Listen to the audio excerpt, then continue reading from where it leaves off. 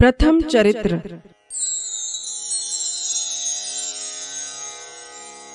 मार्कंडेय पुराण की सावर्णिक मनवंतर की कथा के अंतर्गत देवी महात्म्य के प्रथम अध्याय में वर्णित श्लोकों को प्रथम चरित्र कहते हैं, यानी श्लोक क्रमांक 1 से 104। इस चरित्र में ऋषि मेधस जी अपने आश्रम में आए हुए राजा सुरथ और समाधि नामक वैश्य को भगवती की महिमा बताते हुए मधुकैटभ वध का प्रसंग सुनाते हैं, जिसमें स्वयं ब्रह्मा जी भगवती की शरण ग्रहण करके अपने महान भय का नाश करते हैं। प्रथमोध्याय मधुकैटभ वध।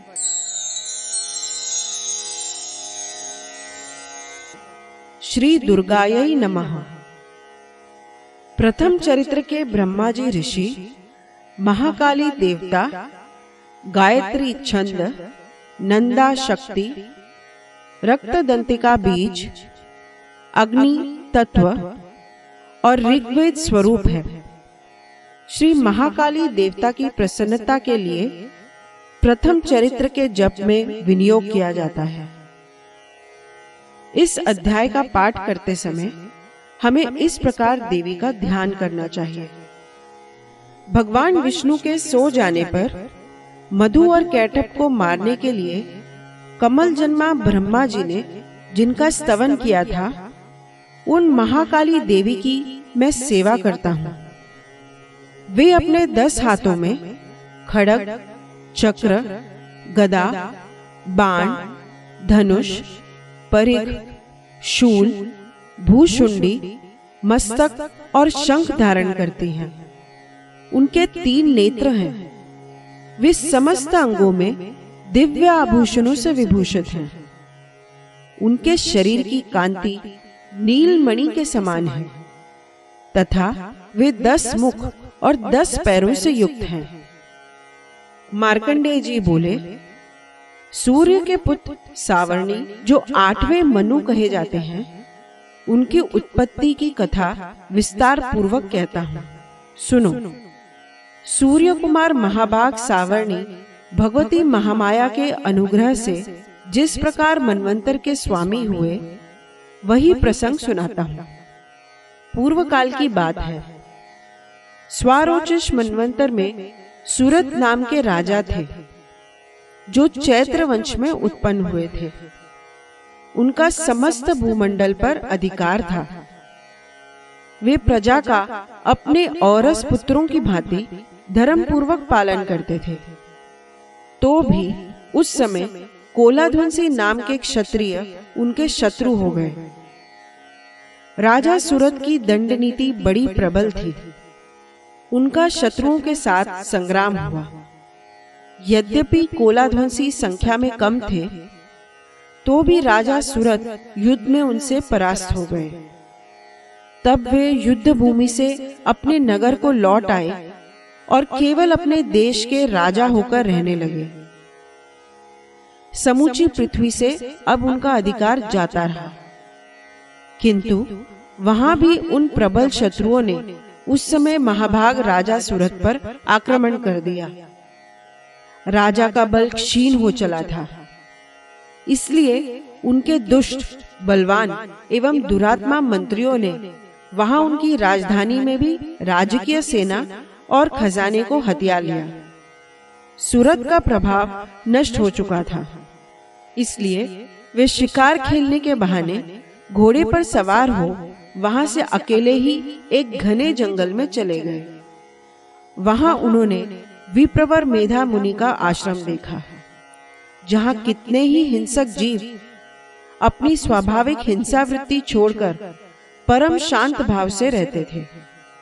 मुनि के बहुत से शिष्य उस वन की शोभा बढ़ा रहे थे। वहां जाने पर मुनि ने उनका सत्कार किया और वे उन मुनिश्रेष्ठ के आश्रम पर इधर उधर विचरते हुए कुछ काल तक रहे। फिर ममता से आकृष्ट चित्त होकर वहां इस प्रकार चिंता करने लगे, पूर्व काल में मेरे पूर्वजों ने जिसका पालन किया था, वही नगर आज मुझसे रहित है। पता नहीं मेरे दुराचारी भृत्यगण उसकी धर्म पूर्वक रक्षा करते हैं या नहीं। जो सदा मद की वर्षा करने वाला और शूरवीर था, वह मेरा प्रधान हाथी आज शत्रुओं के अधीन होकर न जाने किन भोगों को भोगता होगा। जो लोग मेरी कृपा, धन और भोजन पाने से सदा मेरे पीछे पीछे चलते थे, वो निश्चय ही अब दूसरे राजाओं का अनुसरण करते होंगे। उन अपव्ययी लोगों के द्वारा सदा खर्च होते रहने के कारण अत्यंत कष्ट से जमा किया हुआ मेरा वह खजाना खाली हो जाएगा। ये तथा और भी कई बातें राजा सूरत निरंतर सोचते रहते थे। एक दिन उन्होंने वहां विप्रवर मेधा के आश्रम के निकट एक वैश्य को देखा और उससे पूछा, भाई आप कौन हो? यहाँ आपके आने का क्या कारण है? आप क्यों शोकग्रस्त और अनमने से दिखाई देते हो? राजा सूरत का यह प्रेम पूर्वक कहा हुआ वचन सुनकर वैश्य ने विनीत भाव से उन्हें प्रणाम करके कहा। वैश्य बोला, राजन, मैं धनियों के कुल में उत्पन्न एक वैश्य हूँ। मेरा नाम समाधि है। मेरे दुष्ट स्त्री पुत्रों ने धन के लोभ से मुझे घर से बाहर निकाल दिया है। मैं इस समय धन, स्त्री और पुत्रों से वंचित हूँ। मेरे विश्वसनीय बंधुओं ने मेरा ही धन लेकर मुझे दूर कर दिया है। इसलिए दुखी होकर मैं वन में चला आया हूँ। यहाँ रहकर मैं इस बात को नहीं जानता कि मेरे पुत्रों की, स्त्री की और स्वजनों की कुशल है या नहीं। इस समय घर में वे कुशल से रहते हैं अथवा उन्हें कोई कष्ट है। वे मेरे पुत्र कैसे हैं? क्या वे सदाचारी हैं अथवा दुराचारी हो गए हैं? राजा ने पूछा, जिन लोभी स्त्री पुत्र आदि ने धन के कारण आपको घर से निकाल दिया, उनके प्रति आपके चित्त में इतना स्नेह का बंधन क्यों है? वैश्य बोला, आप मेरे विषय में जैसी बात कहते हैं वह सब ठीक है, किंतु क्या करूं? मेरा मन निष्ठुरता नहीं धारण करता। जिन्होंने धन के लोभ में पड़कर पिता के प्रति स्नेह, पति के प्रति प्रेम तथा आत्मीय जन के प्रति अनुराग को तिलांजलि दे मुझे घर से निकाल दिया है, उन्हीं के प्रति मेरे हृदय में इतना स्नेह है। महामते, गुणहीन बंधुओं के प्रति भी जो मेरा चित्त इस प्रकार प्रेम मग्न हो रहा है, यह क्या है? इस बात को मैं जानकर भी नहीं जान पाता। उनके लिए मैं लंबी सांसें ले रहा हूँ और मेरा हृदय अत्यंत दुखित हो रहा है। उन लोगों में प्रेम का सर्वथा अभाव है, तो भी उनके प्रति जो मेरा मन निष्ठुर नहीं हो पाता, इसके लिए क्या करूं? मार्कंडेय जी कहते हैं, ब्रह्मन, तदनंतर राजाओं में श्रेष्ठ सूरत और वह समाधि नामक वैश्य दोनों साथ साथ मेधा मुनि की सेवा में उपस्थित हुए और उनके साथ यथा योग्य न्यायानुकूल विनयपूर्ण बर्ताव करके बैठे। तत्पश्चात वैश्य और राजा ने कुछ वार्तालाप आरंभ किया। राजा ने कहा, भगवान, मैं आपसे एक बात पूछना चाहता हूँ, उसे बताइए। मेरा चित्त अपने अधीन न होने के कारण वह बात मेरे मन को बहुत दुख देती है। जो राज्य मेरे हाथ से चला गया है, उसमें और उसके संपूर्ण अंगों में मेरी ममता बनी हुई है। मुनिश्रेष्ठ, यह जानते हुए भी कि वह अब मेरा नहीं है, अज्ञानी की भांति मुझे उसके लिए दुख होता है। यह क्या है? इधर यह वैश्य भी घर से अपमानित होकर आया है। इसके पुत्र, स्त्री और भृत्यों ने इसे छोड़ दिया है।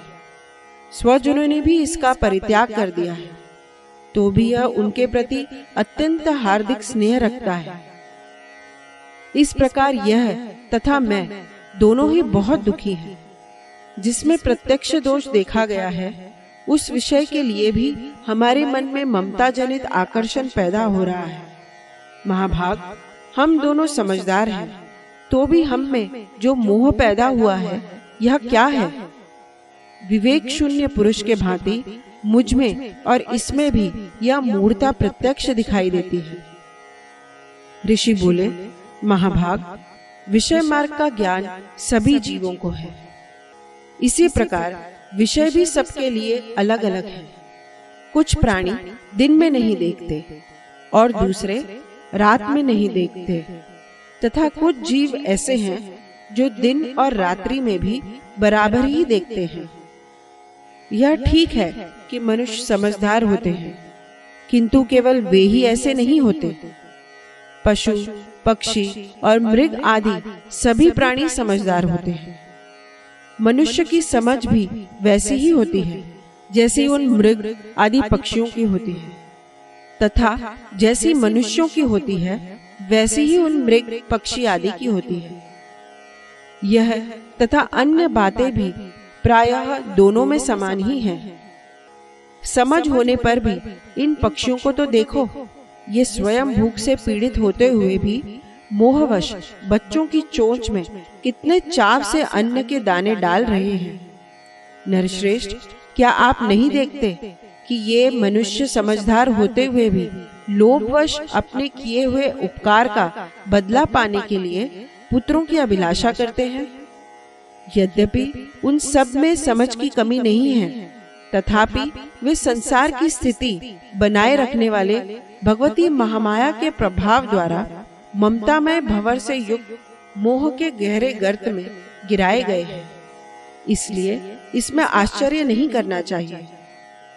जगदीश्वर भगवान विष्णु की योग निद्रा रूपा जो भगवती महामाया है, उन्हीं से यह जगत मोहित हो रहा है। वे भगवती महामाया देवी ज्ञानियों के भी चित्त को बलपूर्वक खींचकर मोह में डाल देती हैं। वे ही इस संपूर्ण चराचर जगत की सृष्टि करती हैं, तथा वे ही प्रसन्न होने पर मनुष्यों के मुक्ति के लिए वरदान देती हैं। वे ही परा विद्या, संसार बंधन और मोक्ष की हेतुभूता सनातनी देवी तथा संपूर्ण ईश्वरों की भी आदिश्वरी है।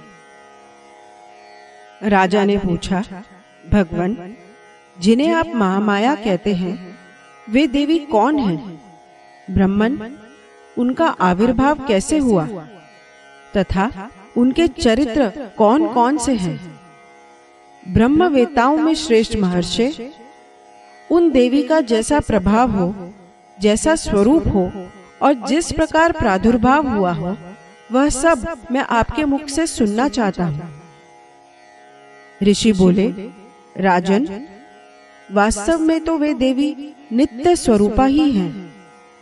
संपूर्ण जगत उन्हीं का रूप है तथा उन्होंने समस्त विश्व को व्याप्त कर रखा है। तथापि उनका प्राकट्य अनेक प्रकार से होता है। वह मुझसे सुनो।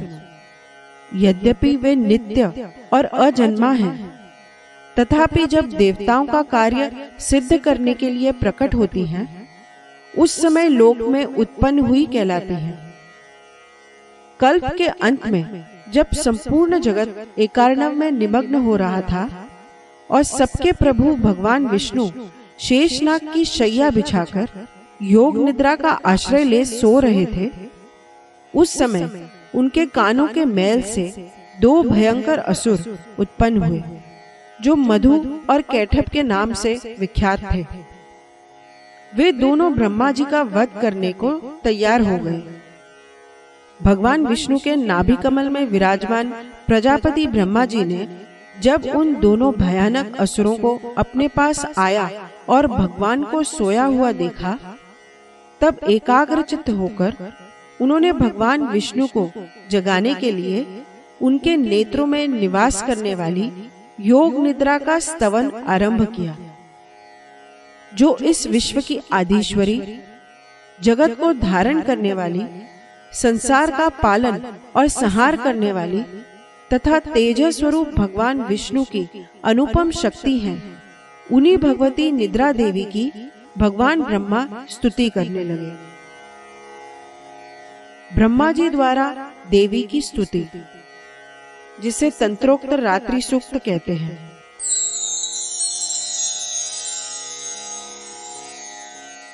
ब्रह्मा जी ने मधुकैटभ के भय उपस्थित होने पर जब जगदीश्वर को निद्रा के अधीन देखा, तब उन्होंने इस अध्याय में वर्णित उत्तम स्तुति, जिसे तंत्रोक्त रात्रि सूक्त भी कहते हैं, के द्वारा देवी दुर्गा को प्रसन्न किया। उन्होंने देवी से विनती की कि वे उन असुरों को मोह में डाल दें और भगवान विष्णु को शीघ्र ही जगाकर उनमें उन असुरों को मारने की बुद्धि उत्पन्न कर दें। इस स्तुति से प्रसन्न हुई देवी दुर्गा हमारे जीवन की सारी कठिनाइयां निःसंदेह दूर कर देती हैं। ब्रह्मा जी ने कहा, देवी आप ही स्वाहा, आप ही स्वधा और आप ही वशटकार हो। स्वर भी आपके ही स्वरूप है। आप ही जीवनदायिनी सुधा हो। नित्य अक्षर प्रणव में अकार, उकार, मकार इन 3 मात्राओं के रूप में आप ही स्थित हो तथा इन 3 मात्राओं के अतिरिक्त जो बिंदु रूपा नित्य अर्धमात्रा है, जिसका विशेष रूप से उच्चारण नहीं किया जा सकता, वह भी आप ही हो। देवी आप ही संध्या, सावित्री तथा परम जननी हो। देवी आप ही इस विश्व ब्रह्मांड को धारण करती हो। आप ही से इस जगत की सृष्टि होती है। आप ही से इसका पालन होता है और सदा आप ही कल्प के अंत में सबको अपना ग्रास बना लेती हो। जगन्मयी देवी, इस जगत की उत्पत्ति के समय आप सृष्टि रूपा हो, पालन काल में स्थिति रूपा हो तथा कल्पांत के समय संहार रूप धारण करने वाली हो। आप ही महाविद्या, महामाया, महामेधा, महास्मृति, महामोह रूपा, महादेवी और महासुरी हो। आप ही तीनों गुणों को उत्पन्न करने वाली सबकी प्रकृति हो। भयंकर काल रात्रि, महारात्रि और मोह रात्रि भी आप ही हो। आप ही श्री, आप ही ईश्वरी, आप ही ह्री और आप ही बोध स्वरूपा बुद्धि हो। लज्जा, पुष्टि, तुष्टि, शांति और क्षमा भी आप ही हो। आप खड्ग धारिणी, शूल धारिणी, घोर रूपा तथा गदा, चक्र, शंख और धनुष धारण करने वाली हो। बाण, भूशुंडी और परिघ ये भी आपके अस्त्र हैं। आप सौम्य और सौम्यतर हो। इतना ही नहीं, जितने भी सौम्य एवं सुंदर पदार्थ हैं, उन सब की अपेक्षा आप अत्यधिक सुंदर हो। पर और अपर सबसे परे रहने वाली परमेश्वरी आप ही हो।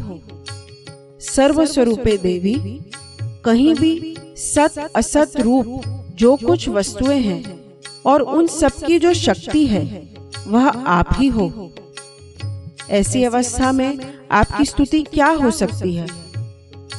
जो इस जगत की सृष्टि, पालन और संहार करते हैं, उन भगवान को भी जब आपने निद्रा के अधीन कर दिया है, तब आपकी स्तुति करने में यहाँ कौन समर्थ हो सकता है? मुझको, भगवान शंकर को और भगवान विष्णु को भी आपने ही शरीर धारण कराया है। अतः आपकी स्तुति करने की शक्ति किसमें है? देवी, आप तो अपने इन उदार प्रभावों से ही प्रशंसित हो।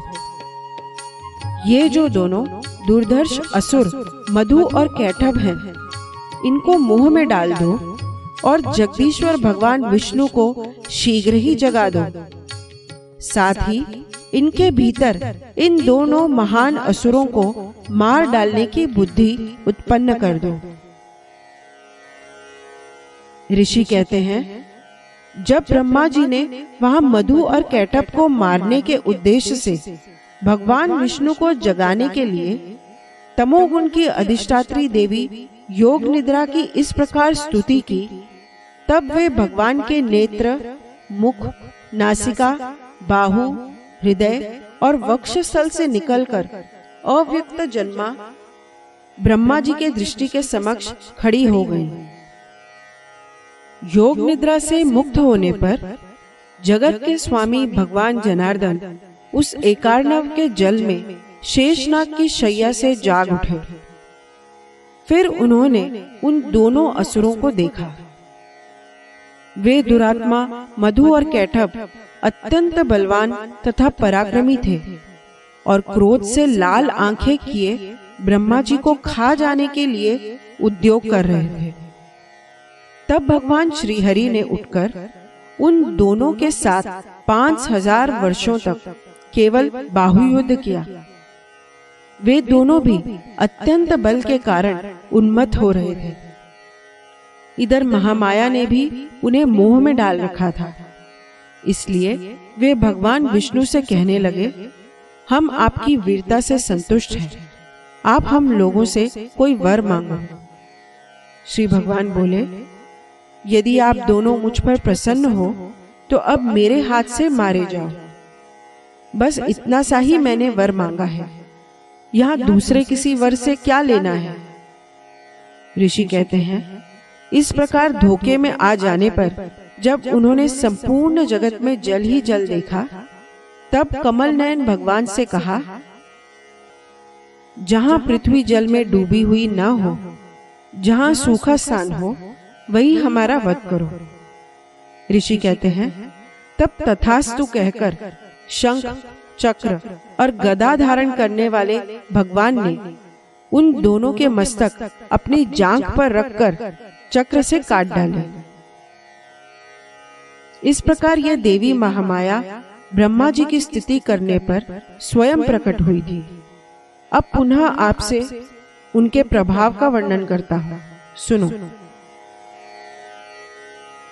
इस प्रकार श्री मार्कंडेय पुराण में सावर्णिक मनवंतर की कथा के अंतर्गत देवी महात्म्य में मधु कैटभ वध नामक पहला अध्याय पूरा हुआ।